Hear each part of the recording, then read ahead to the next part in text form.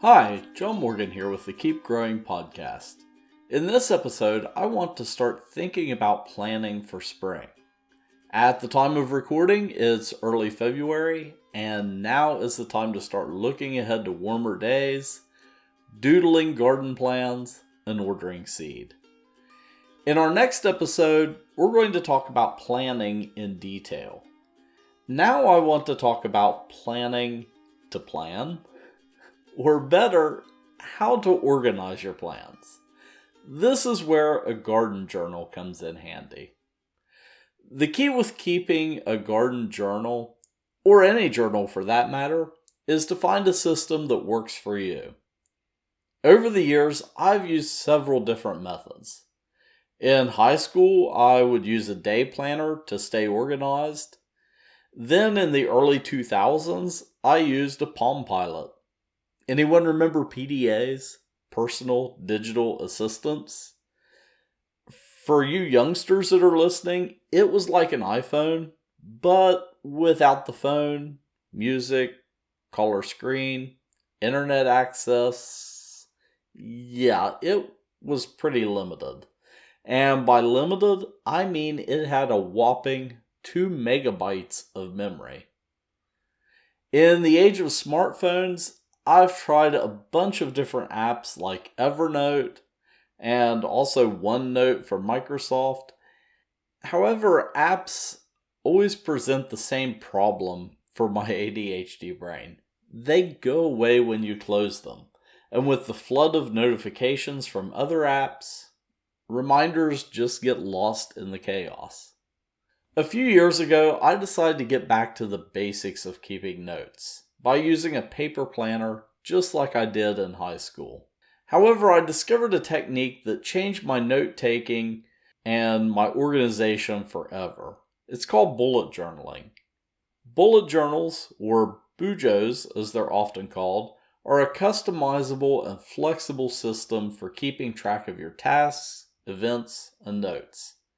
They're a combination of a to-do list, a calendar, and a diary, all wrapped up into one. The basic concept of a bullet journal is that you use short, concise bullet points to record your tasks, events, and notes. You can also use symbols and codes to quickly and easily categorize and prioritize your information.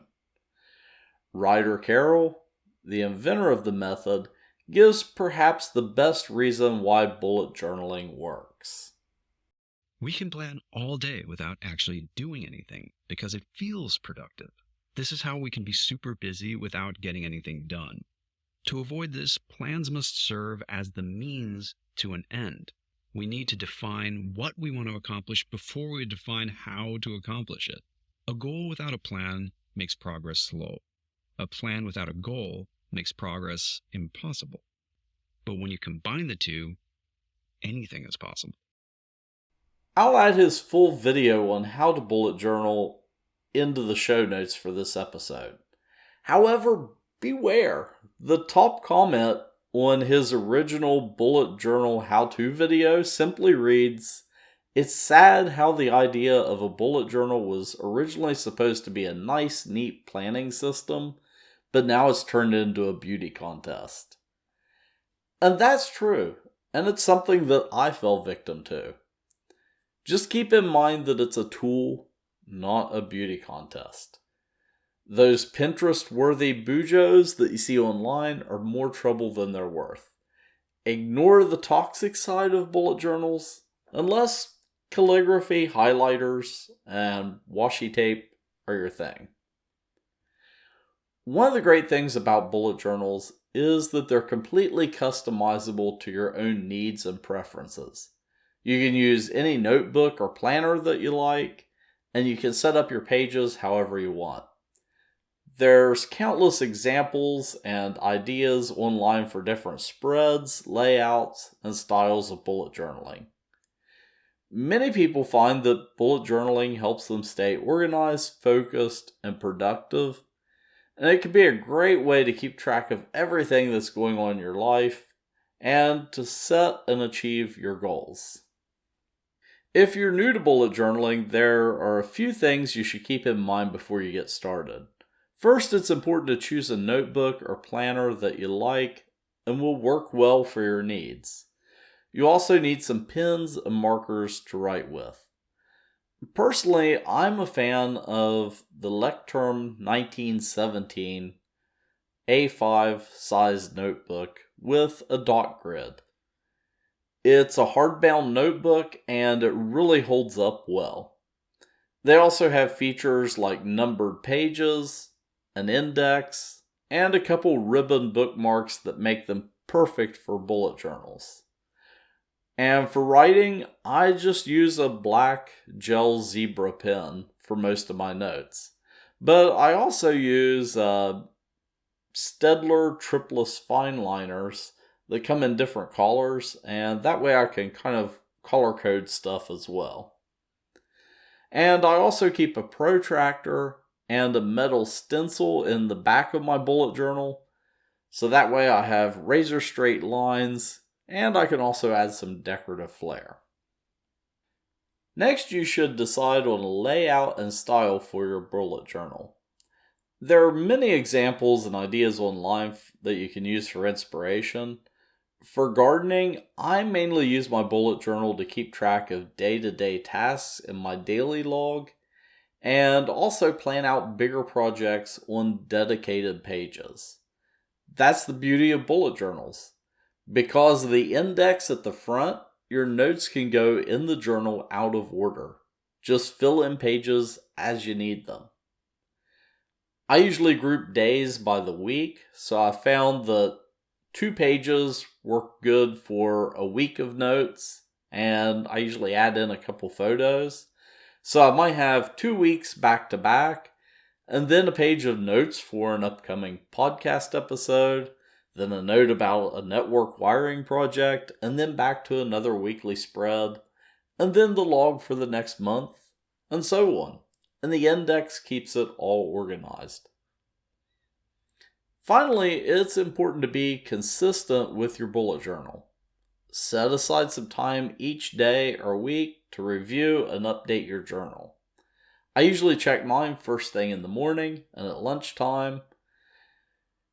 And also remember, it's okay to make mistakes or change things up as you go along. Since I started keeping a bullet journal a few years ago, I've changed up how I do it.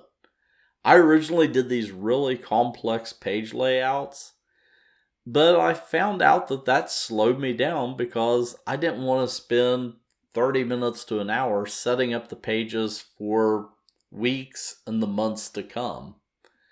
So now I do a pretty stripped down method, but something I do is add space for a few photos and other things. So if my wife and I go to see a show or on a date, I'll tape in a printed photo and the ticket stubs. If I'm working on a project at work, I'll add photos and wiring diagrams. My bullet journal has become an invaluable reference tool for both work and home. I had mentioned that apps don't work well for me, but that's not entirely true. I do use a couple of apps. I use the Microsoft To-Do List app to organize my daily tasks at work, and I also use an app called Airtables for organizing more long-term projects and data.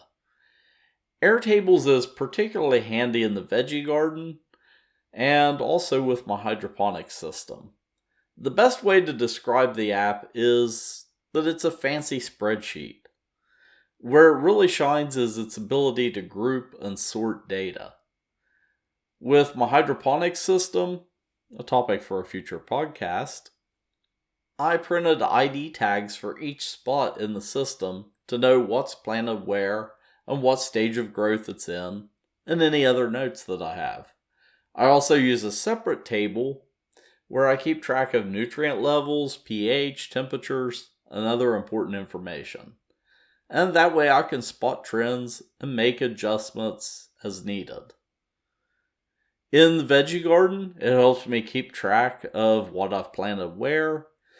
Instead of drawing and then redrawing a layout with crop succession, I can just update the fields in the table that correspond to the beds and rows. Have onions in row 1 and then replace them with beans later in the summer? No problem.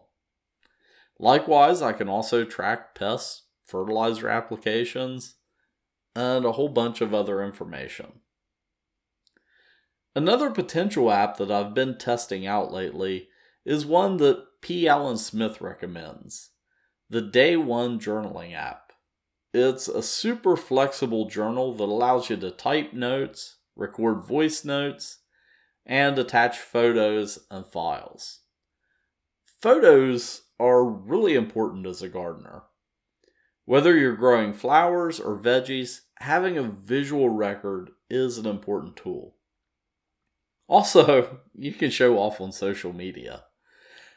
Looking at my Google Photos account, you would see a weird mix of family photos, IT projects I'm working on, beautiful blooms, and also diseased and pest-covered plants. Documenting failures is just as important as Instagrammable pics. Where Day One really shines as a gardening tool is the information it automatically includes with each new entry. It automatically records the date, time, location, and weather conditions.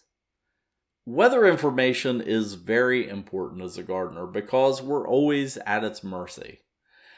I find recording weather notes particularly helpful at the beginning and end of the gardening season, where the success of crops is dependent on frost dates and crop times. This fall, I tried to squeeze in a late crop of snow peas, and I had some really beautiful blooms, but they got absolutely nuked by the first hard freeze. Likewise, I always seem to jump the gun in the springtime and start at least one plant indoors way too early. You ever had leggy tomatoes? I have. The most important thing with keeping a garden journal is to find a system that works for you. Maybe Evernote and an iPad is your thing. Don't be afraid to experiment.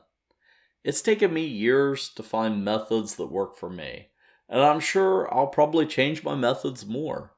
Usually if I get bored with the process, I'll find a way to make it either more efficient or at least more fun. So, how do you document your garden? Do you keep a journal, photos, or use an app to plan? Let me know either by leaving a voice message on our Anchor page or by emailing me at keepgrowing@bobsmarket.com. In our next episode, we're going to be talking about garden planning, so your input might just make it into that episode. As always, you can find show notes at bobsmarket.com/keepgrowing. In this week's notes, I'll be adding links to the various apps I've used, photos of my own bullet journal, and more. You can find the Keep Growing podcast on all the major podcast platforms. And of course, until next time, keep growing. Copyright 2023, Bob's Market and Greenhouses, Incorporated.